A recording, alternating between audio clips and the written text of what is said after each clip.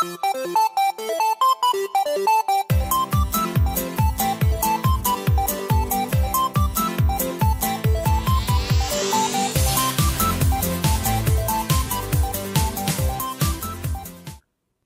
guy, welcome to the AMIGArama podcast. I'm your host Lorfarius, and this week we will be taking a close look at Walker. Of course, as always, we're going to take a dip into this week's Amiga news, and first up, something called iGame has received a sequel, or rather it is version 2, and it's its first public beta. iGame has been rewritten from the ground up, brand new settings, a redesigned GUI, improved handling, and much more, and that's available over via the link on indieretronews.com, which I will stick into the show notes. Now, this is actually something I've used on and off over the years on my, I think it was Classic Workbench where I first got to have a play around with it. It's one of the multiple choices you can use to catalogue all the games available on like a hard drive to select different titles, and you get like snapshot of pictures and huge lists of games that I think you can categorise and put them in different sections and things. It's a neat little program. Sad to say that I never really had much use to it. I tend to stick to plain old boring lists because I just like things to be in alphabetical order. I mean, not that iGame didn't do this, it was more than capable of it, but the fact that they've rebuilt it, I always found it to be a bit clunky and a bit slow, but they seem to have changed this completely. I mean, it was out years upon years ago, so definitely worth checking out. For the link in the show notes. Next up is something I've been watching out of huge interest, and it's Retro Man Cave's A1500 Restoration Trash to Treasure series. He's just posted the first part where he basically went through it and cleaned out the system and had a look at some problems with it and got it working. Now, if you're not aware of what type of videos are, they're usually in a bit of a state, and he always tends to clean them up and bring them up to as close to new as possible, or make them usable in some degree or another. Now, with everything that's been going on with the A3000 re-release of the case, it's rather interesting that he would dip back into this, because he did interview Steve Jones about the whole thing that was going on. It's a full series at the moment anyway, and it's about 20 minutes long. I might be a bit short even on that, but he does lots and lots of these type of videos, and they're always fascinating to watch, and he's really eager, and he's got a good way about him of introducing these things and talking around stuff, so I can highly recommend his YouTube channel. In other show news, I'd just like to put out a quick reminder that if you're using iTunes or the dreaded Apple, then by all means please pop along to the show on there and drop us a review. It's been ages since I've last heard from you guys. It's a very easy way to show a bit of love for this show, plus it gives me something else to talk about rather than pestering you guys all the time.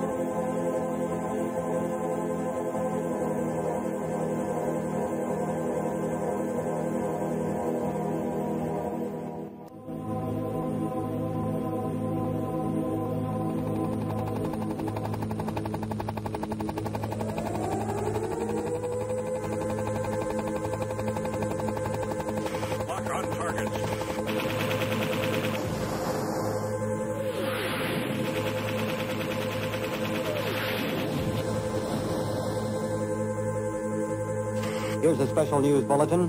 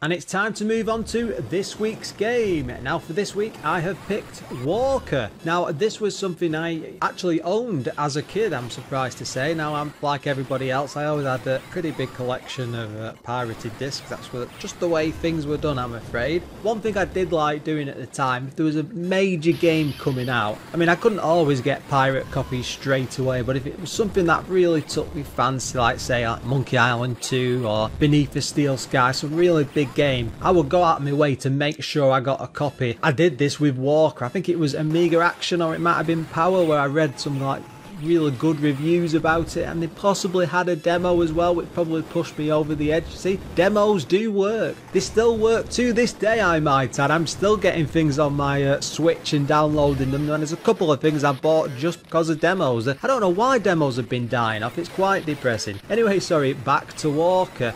I have no recollection whatsoever of playing this as a kid. I just knew that I was very, very excited about it, and I can remember getting the box and tearing my way through it, and that's as far as my memory goes. So getting a chance to come back to this. Now I only had an Amiga 600, but I had souped it up pretty much for the time, because I had 2 floppy disk drives, and I think I had 2 meg of RAM and a 20 meg hard drive. You know, this was a beast of an A600, so it must have been around 93, 94 when I had that. The fact that this game would have appealed to me with the talk of extra voices with the more and more RAM, there's no surprise that I would have jumped on it. It was published by Psygnosis. My god, I don't know how many times we're going to return to them. They were everywhere. They've covered so many of their games. I just can't help it. I don't set out on purpose just to pick them, but most of the good stuff does seem to come from them. They were responsible for games like Benefactor, Dungeon Master, which covered a very, very long time ago. Things like Lemmings, the entire series, Blink.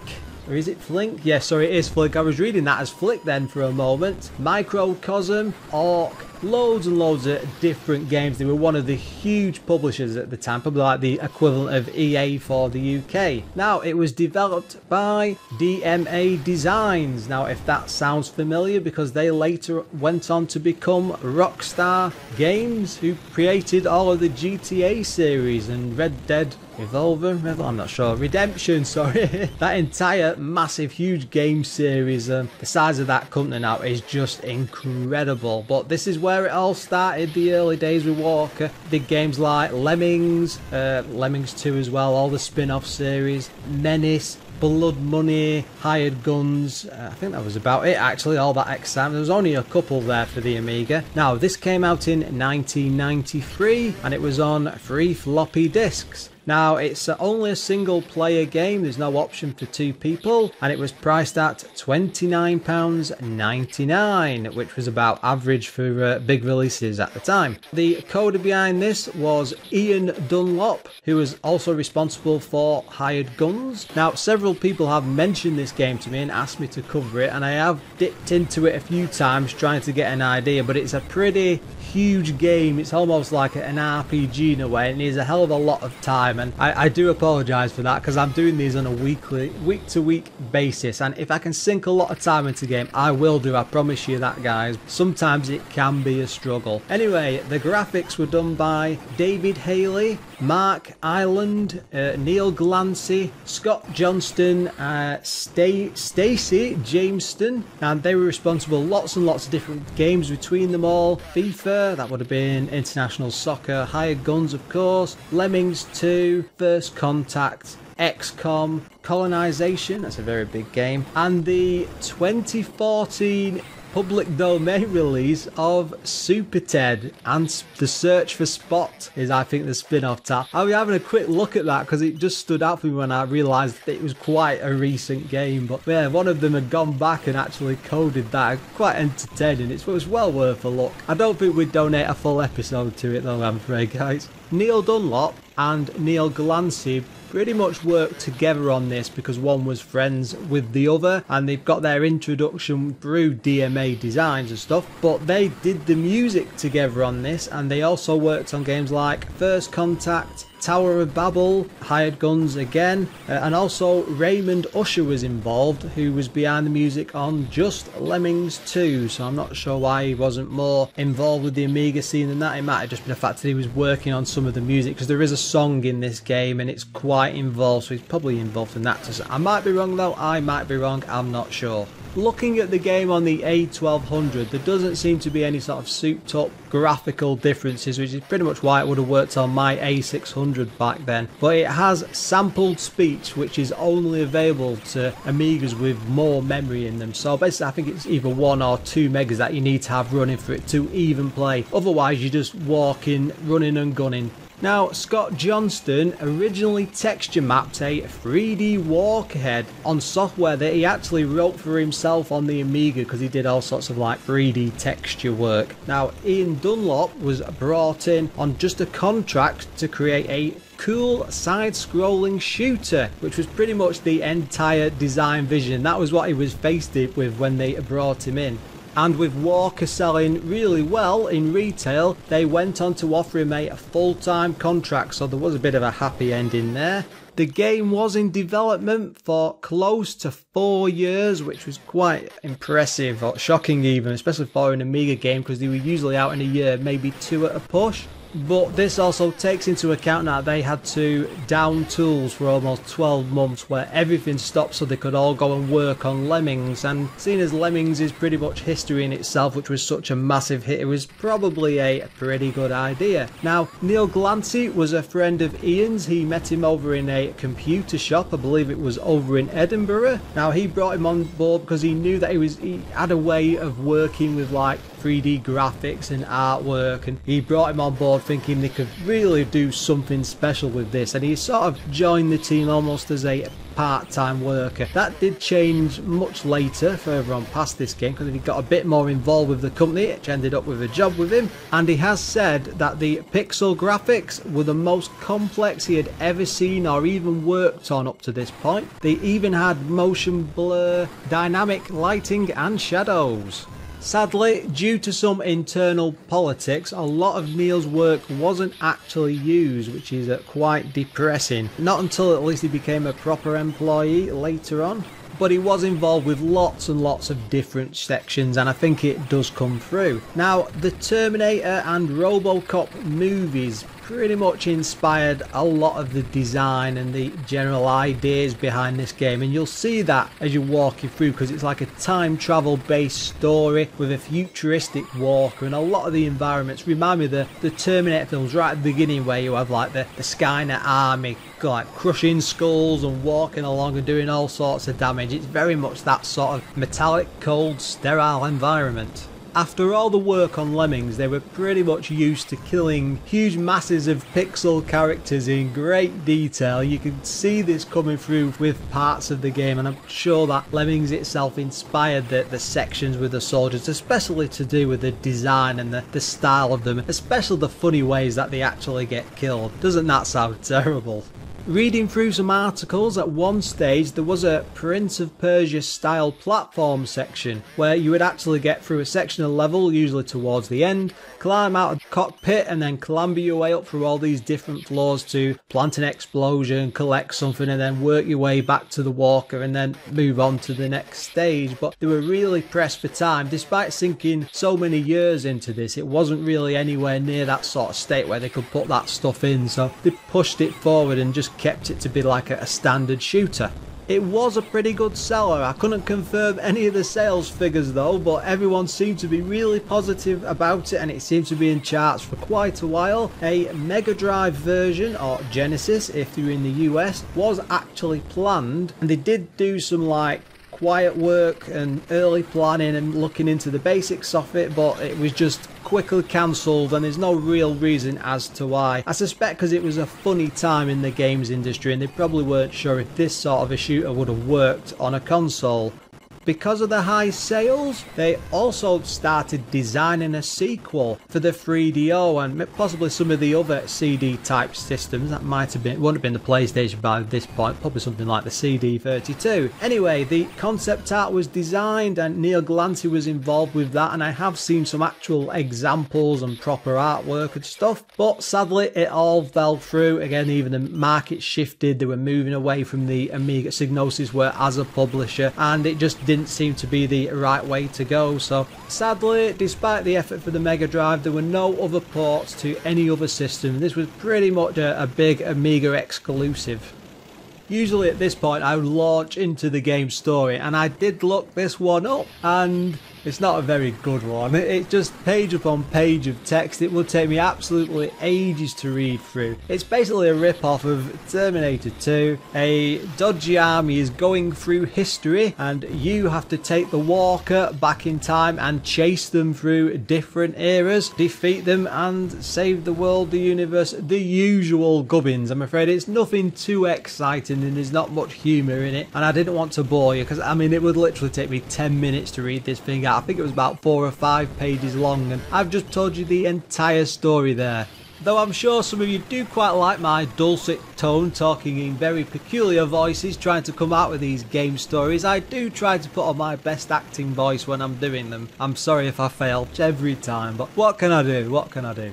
From the main menu, you don't get much choice. There's an easy mode and an arcade mode, and that's about it. And you can also look at the high scores. There's nothing too fancy there. There's no like save or load options or anything. It just dumps you straight into the game. Obviously the easy mode is just a bit too easy. It's more of a training idea really. You take loads and loads of hits and get really far through the game, but I found that one a bit too boring. So you really want to go for the arcade mode because it really does come through it, especially in the way you play. Now when you first start the game off, your main character is absolutely massive. He looks like ED-209 out of the Robocop movie, and that's where they got the inspiration from. It's a bit cheeky in a way because it's a similar style, except he has the turret. He's more blue though, and he has an extendable neck that sticks out in front and then moves from side to side. At the top left of the screen there is a simple score readout. You also have a temperature gauge or gauge, I'm not sure what you call that. It's basically an energy bar. As you fire your weapons from the turret, it heats up this bar. If it fills out, the guns die, and you have to wait for that bar to either drop down a bit, it doesn't have to go all the way, but the longer you hold down the button, the faster that gauge goes up, and you pretty much lose the ability to fire. So the entire game from that sense comes around this aspect of having to control the rate of fire. You've got lots of enemies to shoot at, but you can't just be holding down fire constantly. You have to be a bit smart with it and then use that bar to react in situations. The bigger enemies of course will take even more hits. You need to be more focused on them, but that will fill the bar up quickly, so you need to be flicking from, say, to smaller enemies. So you have to really control your rate of fire. But I am getting a bit ahead of myself there. In the top right, sorry, you've got a list of all the lives that you've got. You start off with 3. Don't think that actually increases depending on your points. I should have looked into that. That's only just occurred to me this moment as I'm actually talking. There's also a shield there, which does what it says on the tin. Every time you take hits, it drops lower and lower. It starts off nice and green, by the bottom it's nice and red. Along the bottom of the screen there are loads of like text readouts, but it's all decorative. It basically tells you things like if the area you're in is clear, if something's approaching, what the heat of your guns are, you know, if your shield's up or down, low or whatever. It doesn't really make a difference, and to be honest my eyes were constantly drawn to the attention and the action, what was going on the actual main part of the screen. So it's there if you want it. I suppose it looks alright if you're watching it from a distance, but it's a bit pointless really, and it doesn't really add anything to the game. The game has one of the most interesting controls setup I've ever seen. You can use a mix of keyboard and mouse or just the joystick. I mean, your joystick is straightforward, you're just moving left and right and firing, sorry, moving around to fire. It's nothing fancy, but when you use the keyboard and you're using Z for left, X for right, and then you're using the mouse to move the target cursor on the screen to fire, your hands just work together, and it's much less complicated than what you get with the joystick. It's a lot quicker because your hand naturally darts, because it's almost like you're controlling a mouse cursor, so your attention's drawn to areas, your mouse is flicking left, right, up and down, and it works just extremely well. And the fact that you can just use your fingers to move backwards and forwards at the same time, it just works in tandem. It's a very odd thing to say. It's not something I've seen in any other game, and it's a rather unique way to actually play the game.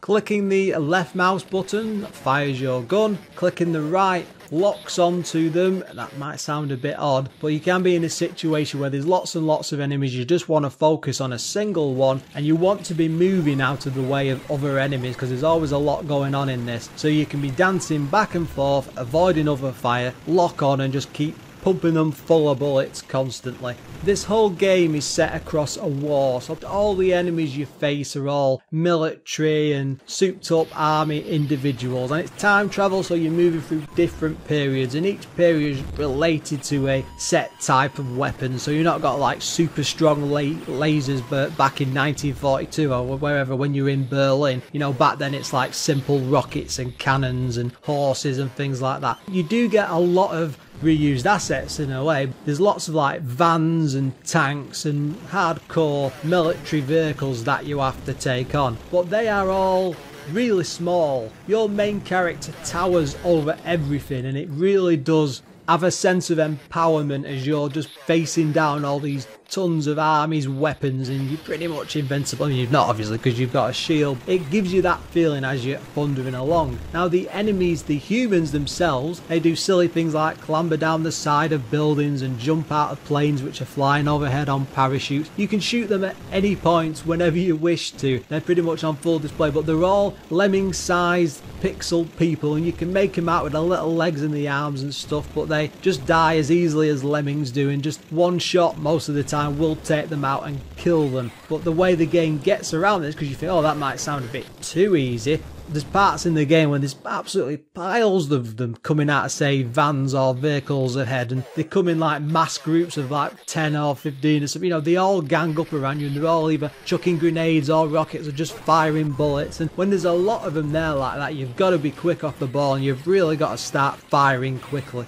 There's 4 stages to this in total. Each of them is set in a different time period. Now, the graphics for each of these time periods, it's usually things like collapsed buildings or war-torn areas, so it's really dark and miserable, but they're all like different colours. I think like the first level, sort of like a blue, or is it purple? I can't, that's my brain not working there, but it's a very dull metallic sort of environment. It's very World War II-ish. It's as it would be, and as you go further and further into the future, because you jump to, I think you could jump to about 2092, I might be wrong there, but you do see the futuristic environments and see things like ruined statues, and I think there's almost a Statue of Liberty. It might be the head half buried in the ground in the future. You do get to see all these at lots of different places, but the thing is, the graphics are really finely detailed. It looks fantastic. The whole 3D model, as I said, was really well done. It looks amazing, and it does stand out as a sort of quality from the rest of the game. And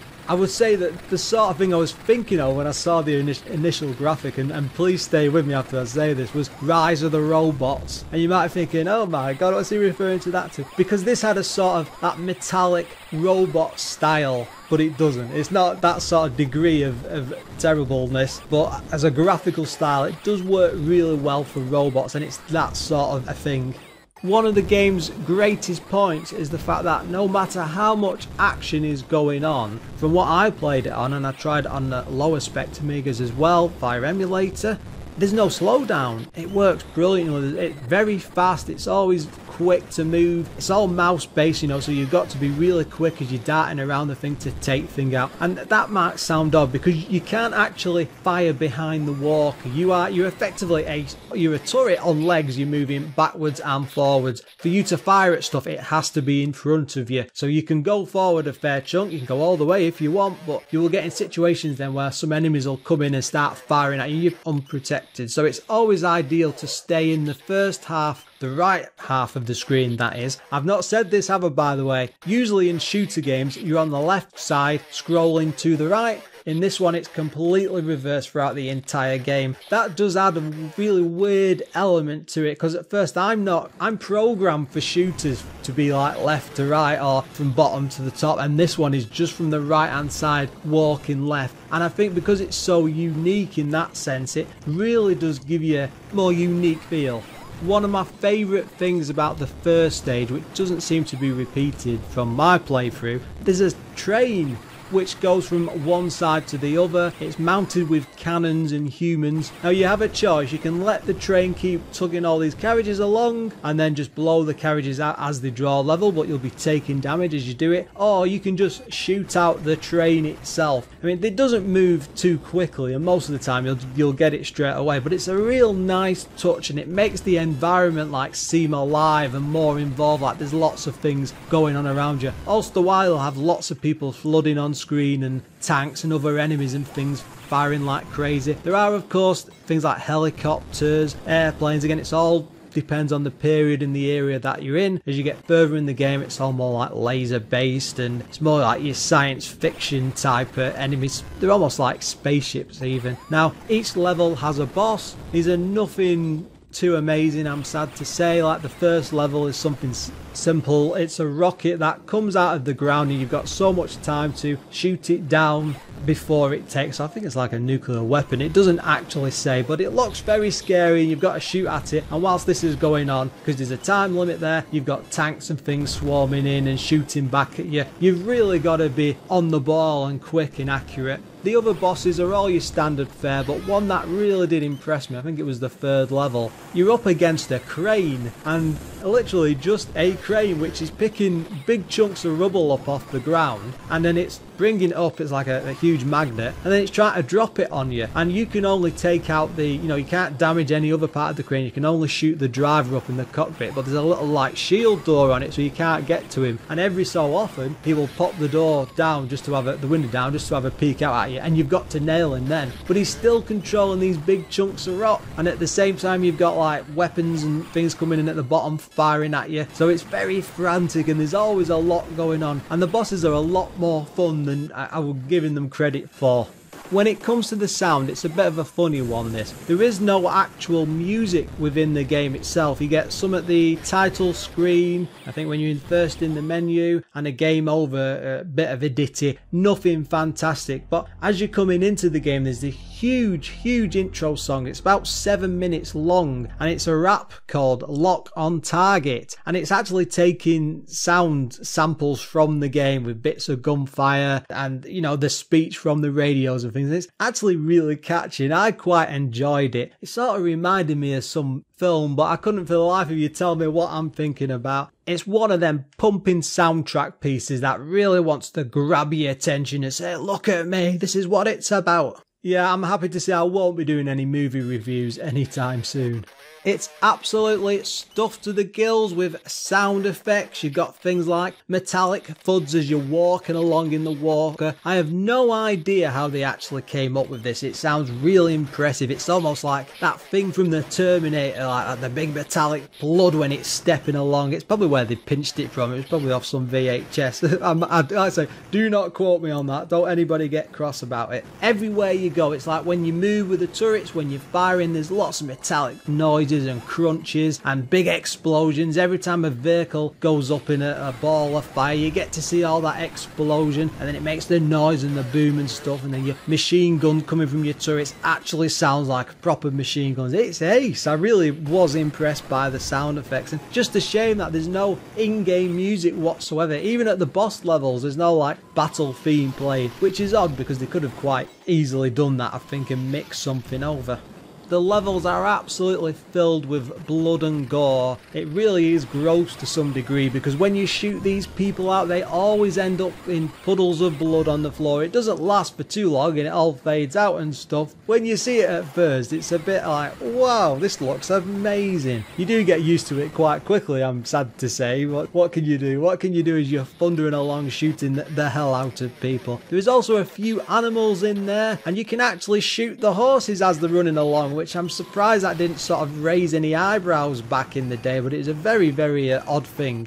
The levels themselves are actually quite big. They range from 10 to 20 minutes each to play through. That's quite a long time, and there's no sort of breaks mixed in there. It's just you wandering straight along. There's the odd pause as you have the bit of radio chatter going on in the background. Most of the time you're constantly walking. You're never stuck in one area for too long unless you're doing something like fighting a boss, and there's no like real mini bosses. You're heading to the end of the level with little stops along the way, maybe to take out a mass of vans or something stuck on the road ahead of you. The trains, for instance, I would have hoped they might have been used a bit more often, but it's just a first level thing. Again, they seem to front load the graphics with that a bit, so you get to see all the really exciting stuff right in the first level, and then it's just not as intense or as interesting as that further on in the game. We have spent an awful lot of time talking about the good points of the game, so it's time to have a look at some of its problems. Now, first of all, this probably isn't going to affect people these days, but I suspect this would have annoyed me as a kid. The disk loading times. I tried this just off the couple of ADFs, and even on the Gotek on the A1200, and it's pretty horrendous. One of the worst things it does is when you put a disc in, or it needs it to change the disc, it checks the disc fully and scans the disc through to make sure it's got all the right files on, and then does the loading, which takes absolutely ages. Now this feels like an absolute lifetime of waiting, because it's like several minutes long. You're absolutely stuck there and nothing's happening. It's just load. It's really slow. Once you're into the game, it's alright and it's fine, but it's very annoying from that initial stage. Now, the WHD load version of this realised that there was a problem, and they actually tackled it and did like a decrunched version, which has pretty much unloaded the entire game into the hard drive install files. And you think, oh, that's what they must usually do. No, they haven't with this. They've decompressed it. A lot of games, even when they're running from the hard drive, will still load initially, and there is like some waiting involved in. Not with this. They got rid of all of that, and it's just much better. It fixes the entire problem. So if you're going to go back to this at a later date to try out, you really want to go for the WHD load version. One of the major problems of this game is the length of the levels and how much time it actually takes to get through them. Now, you can do the first level, which is sort of meant to be the introduction anyway, and a bit easier than what's to come later on.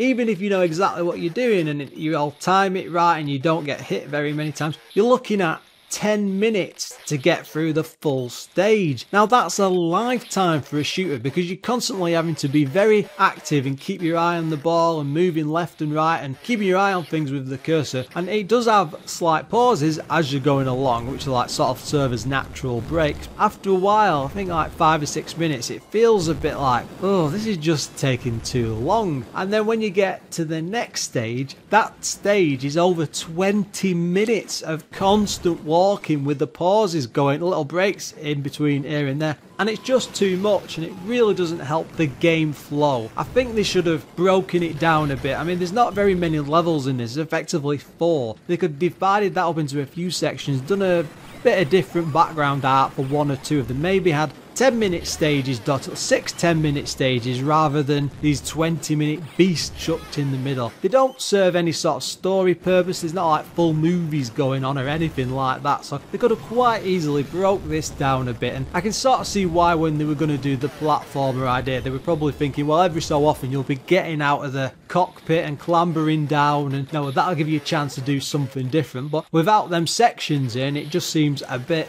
overly long.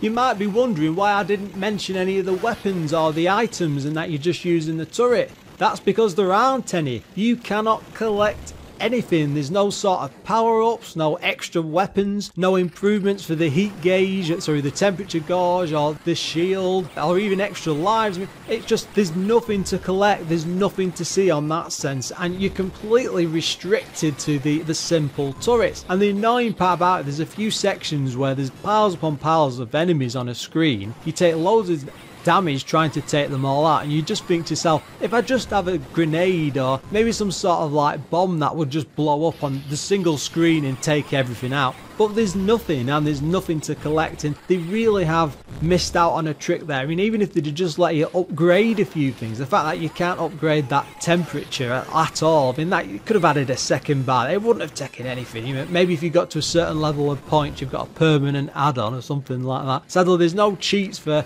anything to let you do that either.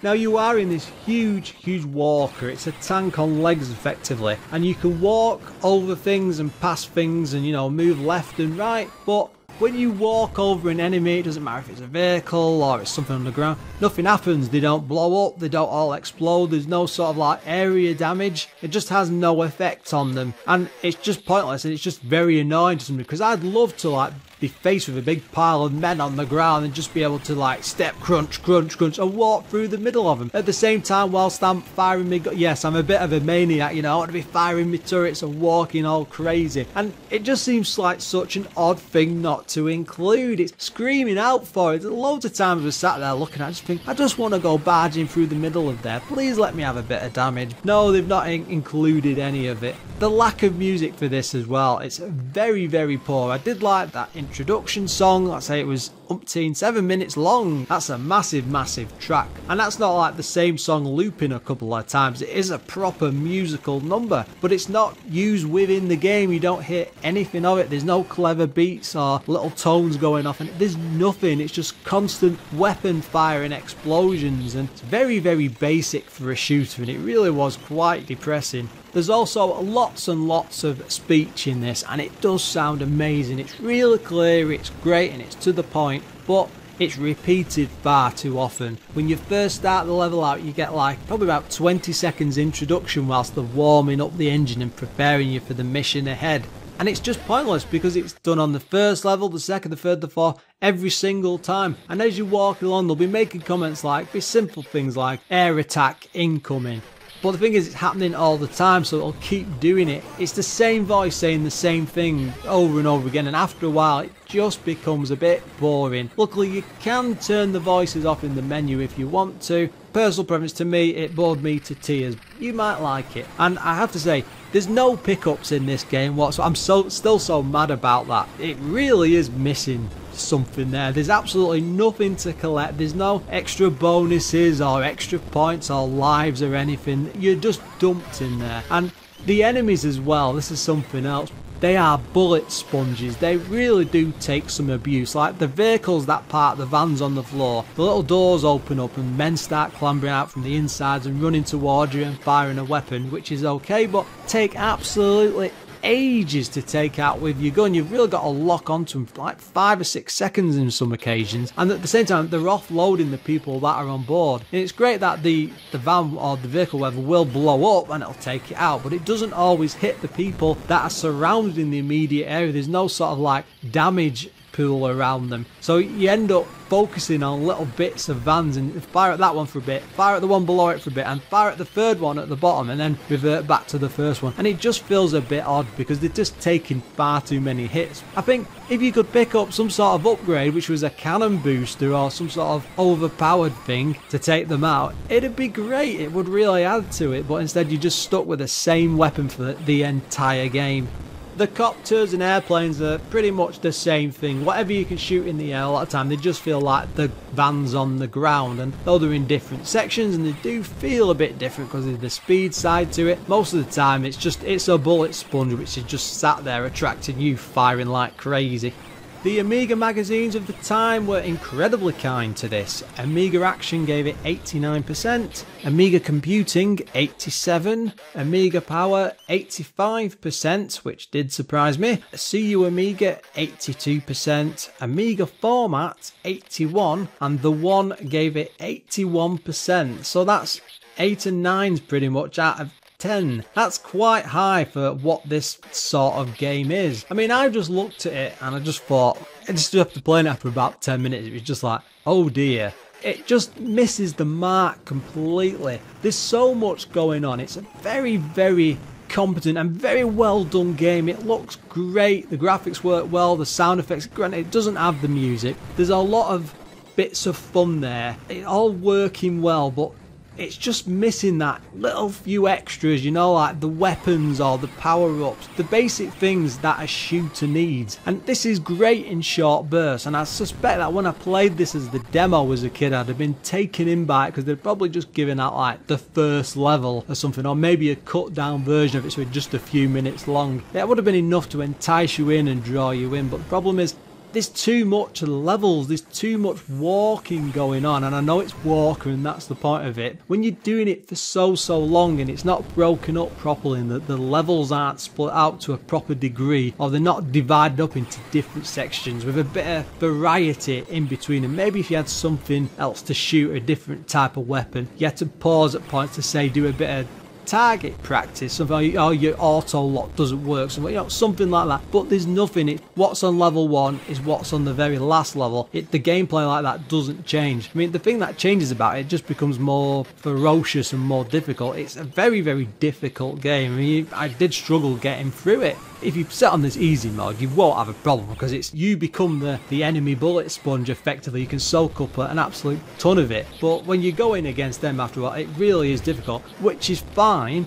If you're pushing through this difficulty to see all these exciting things that are coming up to you, you're going to be disappointed because there just isn't anything there. I was getting bored very quickly and very easily.